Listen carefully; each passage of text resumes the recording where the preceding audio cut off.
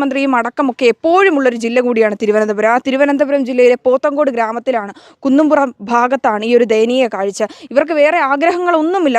നല്ലൊരു വീട് വേണം, പട്ടിണിയില്ലാതെ 3 നേരം ഭക്ഷണം കഴിക്കണം എന്നുള്ള ആഗ്രഹം മാത്രമേ ഉള്ളൂ. ഇന്നത്തെ കാലത്ത് ഒരു മനുഷ്യനെ സംബന്ധിച്ചിടത്തോളം ഇതൊക്കെ അടിസ്ഥാന ആവശ്യങ്ങളാണ്. ആ ആവശ്യങ്ങൾ പോലും ഇല്ലാതെ ഇത്ര ദയനീയമായി ജീവിക്കുന്ന മനുഷ്യരിന്നുണ്ട് എന്നുള്ളത് ഏറ്റവും എടുത്തു പറയേണ്ട കാര്യം കൂടിയാണ്. ഞങ്ങളിവിടെ വരുമ്പോൾ ഏറെ കണ്ണീറാർന്ന കാഴ്ചയാണ് നമുക്ക് കാണാൻ കഴിയുന്നത്. സമയം ഞങ്ങൾ എത്തുമ്പോൾ ഉച്ച സമയമാണ്, പക്ഷേ ഇവർ ഭക്ഷണം കഴിച്ചിട്ടില്ല. നിറ കണ്ണുകളോടെയാണ് ഈ ഒരു അമ്മയും അച്ഛനും ഇവിടെ നിന്ന്. വലിയ സ്വപ്നങ്ങളൊന്നുമില്ല, സ്വന്തമായൊരു വീട്, ഒരു മുറി മതി ഈ അമ്മയ്ക്കും അച്ഛനും. ഒപ്പം തന്നെ 2 മക്കളുണ്ട്, 26 വയസ്സുകാരി ഒരു മകളും 24 വയസ്സായ ഒരു മകനും, 24 വയസ്സുള്ള ഒരു മകനും. ഈ 2 മക്കളും ഈ അമ്മയും അച്ഛനുമാണ് ഇവിടെയുള്ളത്. 2 മക്കളും ഭിന്നശേഷിക്കാരാണ്.